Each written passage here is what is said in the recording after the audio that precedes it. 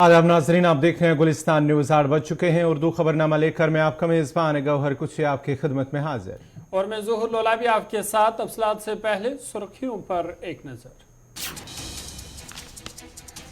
LG ने मजीन में यात्रा निवास और डिजास्टर मैनेजमेंट सेंटर का रखा संग बुनियाद। नुनमन बालतल समेत 5 यात्री निवास किए जाएंगे कायम। यात्रियों को एडजस्ट और सहूलत फराहम करने में मिलेगी मदद। अमरनाथ यात्रा से कबल सिक्योरिटी के किए जाएंगे पुख्ता इंतजामात। इंतजामिया तमाम चैलेंजों से निपटने की रखती है सलाहियत। एलजी मनोज सिन्हा का बयान।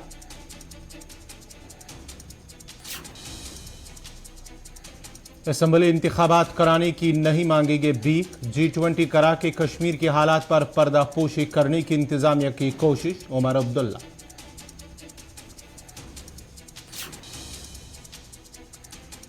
मरकजी वजीर हरदीप सिंह पुरी का 2 रोजा जम्मू इख्तिताम। कहा जम्मू कश्मीर तरक्की के राह पर गमजन। 370 की मनसूखी से जम्मू कश्मीर के बदले हालात।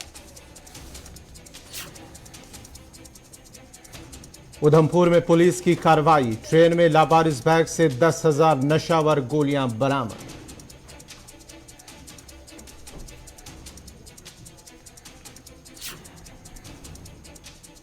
शुमाली कश्मीर के सोपोर में आग की होलनाक वारदात। 3 रिहायशी मकान खाकस्तर। लाखों रुपए का हुआ नुकसान। मुतासरीन की इंतजामिया से इमदाद की अपील।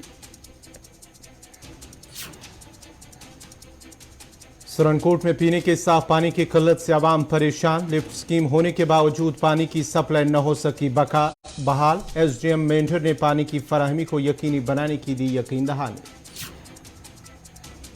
और मंडी दाहड़ा मोरबंद के लोगों ने इंतजामिया के खिलाफ नाराजगी का किया इजहार। सड़क की खस्ताहाली से आवाम परेशान। लोगों ने इंतजामिया से आवाम की मुश्किलात दूर करने की लगाई गुहार। और अब पेश खबरों की तफसील। जम्मू कश्मीर के एलजी मनोज सिन्हा ने आज मजीन इलाके का दौरा करते हुए उन्होंने यात्री निवास और डिजास्टर मैनेजमेंट सेंटर का संग बुनियाद रखा है।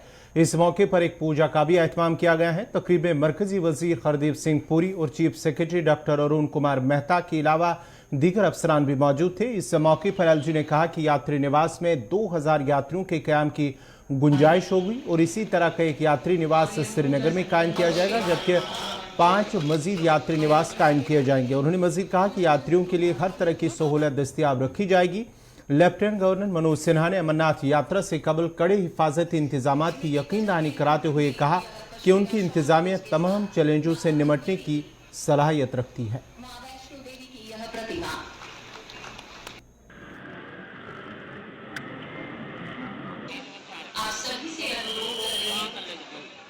आज बहुप्रतीक्षित यात्री निवास के कंस्ट्रक्शन की शुरुआत शाम के माध्यम से ऑयल नेचुरल गैस कमीशन द्वारा शुरू हो रही है।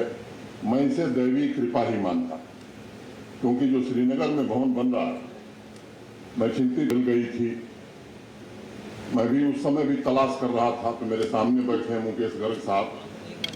65 करोड़ रुपए इन्होंने उस भवन के लिए दिया। वो कार्य तेज गति से चल रहा है और आपको बताते हुए मुझे हर्ष हो रहा है कि वहाँ यात्री निवास के साथ साथ बाबा अमरनाथ की एक रेप्लिका, भगवान शंकर का एक भव्य मंदिर और एक ऑडिटोरियम भी बन रहा है, जिससे मैं समझता हूं कि यात्रियों को, भक्तों को बड़ी सुविधा होगी। और केवल 2-3 महीने नहीं बल्कि वर्ष भर जो आएगा, अगर सही प्रत्यक्ष बाबा अमरनाथ का दर्शन नहीं करेगा तो उनकी रेप्लिका का दर्शन जरूर कर पाएगा और अगले साल वो काम पूरा हो जाएगा। ये बाबा हरदीप सिंह पुरी साहब तथा ONGC के चेयरमैन साहब के प्रति अपनी ओर से नहीं बल्कि देश के करोड़ों भक्तों की ओर से हृदय से आभार व्यक्त करना चाहता हूं। इसमें लगभग 2500 तीर्थयात्रियों के रुकने का प्रबंध होगा। और मैं कल चर्चा कर रहा था जम्मू के कई प्रबुद्ध नागरिकों से, तो उन लोगों ने कहा कि साहब जब इतना बन ही रहा है तो भगवान शंकर का एक भव्य मंदिर भी बनना ही चाहिए। तो जम्मू के लोगों की इच्छाओं का आदर करना मैं समझता हूँ ये बड़ा आवश्यक है। इसकी डिजाइन स्कूल ऑफ प्लानिंग तथा आर्किटेक्चर नई दिल्ली ने तैयार की है, जो निर्धारित है 1.5 वर्ष में बन करके तैयार होगा। इसकी कोशिश होगी। हमारे प्राचीन ग्रंथों में तीर्थ का मतलब होता है घाट घाट का। हाउसिंग और शहरी उमूर के मरकजी वजीर हरदीप सिंह पुरी का 2 रोज़ा जम्मू दौरा आज इख्तिताम पजीर हुआ। जम्मू के अपने 2 रोज़ा दौरे के दौरान हाउसिंग और शहरी उमूर के मरकजी वजीर हरदीप सिंह पुरी ने बीजेपी हेडक्वार्टर पार्टी के सीनियर लीडरान के साथ बातचीत की और पार्टी के अंदर जारी सरगर्मियों के बारे में जानकारी हासिल की। दौरे के दौरान मरकजी वजीर ने रिटायर्ड ब्यूरोक्रेट्स और सनतकारों से अलग अलग बातचीत भी की और जम्मू और श्रीनगर के मेट्रो रेल लाइन प्रोजेक्ट पर भी जम्मू कश्मीर के housing and urban development department के अफसरान के साथ बात की। दिल्ली रवानगी से कबल मरकजी वजीर ने भाजपा हेडक्वार्टर पर एक प्रेस कॉन्फ्रेंस के दौरान कहा कि मरकजी हुकूमत ने गुज़िश्ता 9 सालों के दौरान अवाम की फलाह बहबूद के लिए मुख्तलिफ स्कीमों को लॉन्च करते हुए उन्हें हर मुमकिन सहूलत फराम की। जम्मू कश्मीर में असम्बली इंतखाबात पर मरकजी वजीर ने कहा कि इंतखाबात का फैसला इलेक्शन कमीशन का है और मौजू वक्त पर इसका फैसला लिया जाएगा। एक ऐसा देश है क्योंकि सबसे बड़ी हम डेमोक्रेसी है, इलेक्शन कहीं ना कहीं तो होती रहती है, पर मैं उसके लिए नहीं आया हूं।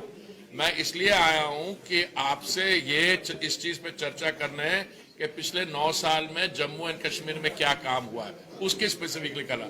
बाकी आप इसमें वोट बैंक मेरा कहाँ है, ये तो अभी अलग विषय। उसमें तो हमारे जो सांसद साहब बैठे हाँ, तो उसपे भी लोगों को निर्णय करना होगा, वो तो करना होगा क्योंकि ट्रांजिशन फेज चल रही है। देखिए आपने ये जो इसलिए किया है because you are going through a insurgency.